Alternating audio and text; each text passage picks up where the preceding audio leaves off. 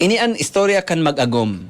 An mag-agom na si Paypaeng, tapos si Manay mong Rosita. Pero kakaiba ining karanasan na ini ni Paypaeng. Talagang naiiba, unique. Ang karanasan ni Paypaeng sa iyang paboritong misis, sa iyang may bahay na si Manay mong Rosita. Tagaro pag nagsawa-sawa garo baka kung habo ang kainan sa iyang may bahay baka dumuman sa may kubo. Sarong banggi si Paypaeng kuminiblit. Kuminiblit.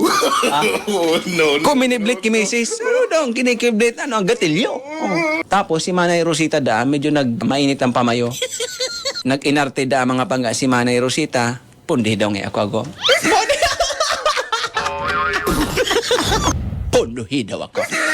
Dahil mo ko. Mainit ang pamayo. Sa madaling sabi, si Paypaeng, nagturog na sa nata. Ano kay itong baka kung mamuring sa lang ka mainit ang pamayo ni Agomo, baka kung, baga mamararong ka mong pulbora. Pulbora mo! Baka kung mamuring sa lang ka ni misis mo, baka kung mabugbog ka, baka palibugbogong kang ngipon. Palibugbogong!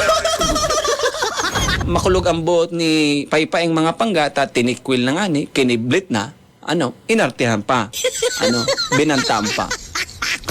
Kinaumagahan da mga panggat na makulog talaga ang buot ni Paypaeng, nagtamporot si Paypaeng, grabe ang panambitan niya.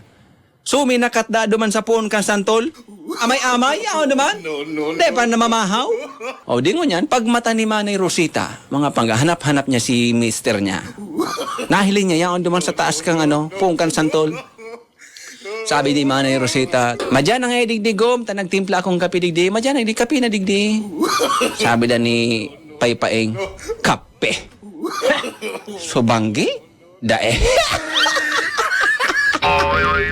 Pinabayaan sana ni Manay Rosita mga pangga, kinautuhin na, inalok naman daan ni Manay Rosita.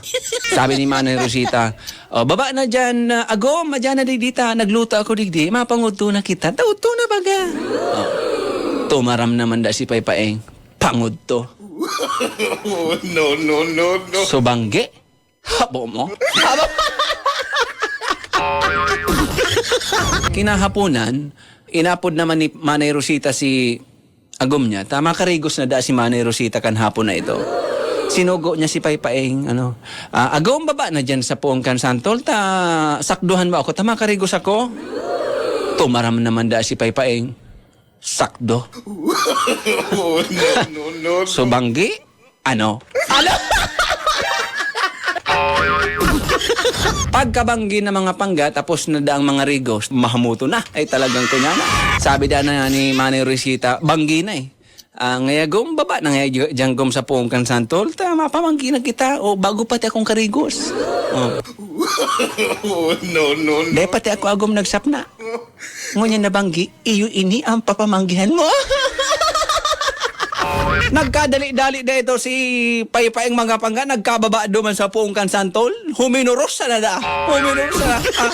Sa sobrang kaskas magbaba ni Paypaeng duman sa puong kan santol, nagkasaraluksukan pa. Tumaram na da si Paypaeng. Suba, go ko pa'y ang pigahanap, ngunyan mo pa sana ako inalaw. Subago pa ako diding amay sa pungkan santol. Pasma na ako! Pasma na!